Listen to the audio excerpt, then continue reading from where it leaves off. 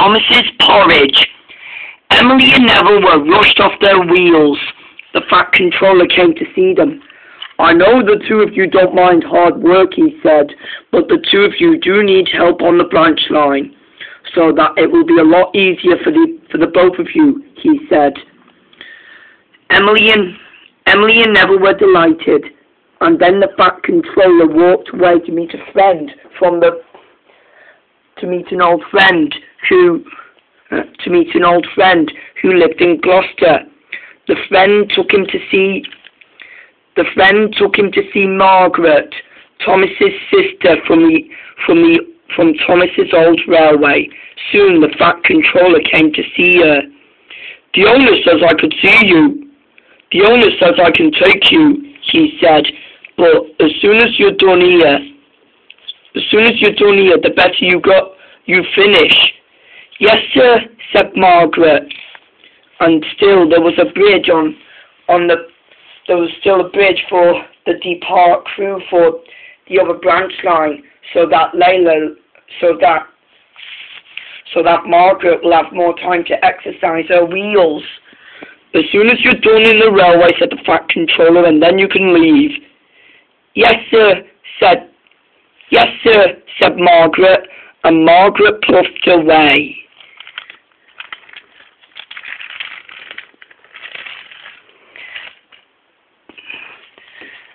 Well, just then Thomas heard the news when he heard about his sister. Then the Fat Controller arrived. "Was it my sister you was talking to?" said Thomas. "Yes," said the Fat Controller. Looks like you know this girl," he said. "She's a lot bigger than you, but she's a lot bigger and stronger than you, but you can pull even more trucks than her," he said.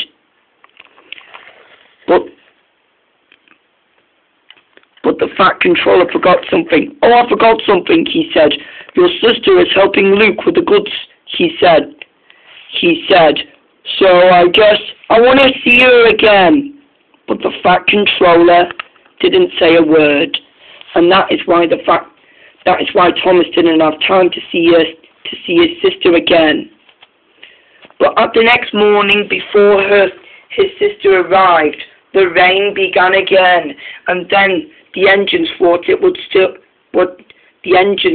might stop raining, but they were afraid to go. Well, said Thomas's driver inside, "then to have some breakfast while it's raining. Then to have some porridge for breakfast while it's raining." "What's porridge?" said Thomas. "Porridge," finished Thomas's driver, "is what you have for breakfast. You put sugar in it and water in it," said the fireman, and then it will be like soup. Delicious." And then Thomas chuffed away. He was worried that he might get wet while he's with his sister. But passengers and trucks are waiting, and Thomas still can't wait for the rain to stop. Thomas raced along the line and was excited about his sister, when suddenly he saw an old truck on Boulder Mountain with a bag of porridge. Thomas saw it, and then the truck crashed into the track below, and a bag of porridge just smashed onto Thomas's face. Gooey porridge laid everywhere, and it was like having soup all over his face. Thomas was so annoyed. "Yuck," he said. "Wow," laughed Thomas's driver. You were supposed to be eating the porridge, Thomas," said his driver and fireman, "not paddling it." "I know that," said Thomas, and Thomas chuffed away. He looked awful. Then he had to go to the washdown to be mended. Soon the Fat Controller wasn't amused either. He could see that Margaret was racing down the line, and she was be able to go all the way to Luke's branch line, and was and was racing down to see Rosie and Diesel. Soon she arrived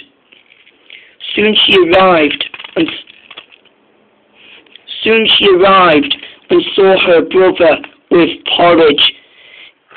"All these years," said Margaret, "and I never saw my brother looking like that before." "I know," said Thomas. "It's because of the porridge from that old truck this morning," he said. "Well, you were supposed to eat it," said Margaret, "but not paddle." Thomas smiled cheekily. "I know what you mean, Margaret," he said, "and it's good to see you." "It's good to see you again," said Margaret, and the brother and sister were happy to see one another again, and their drivers and firemen and their friends knew it was sweet. "Well," said Thomas, "porridge does not mix on my face," he said, and chuffed away to get it off, while Margaret was happy to see her brother again. And she finally was. With Thomas having porridge all over his face, he looked funny.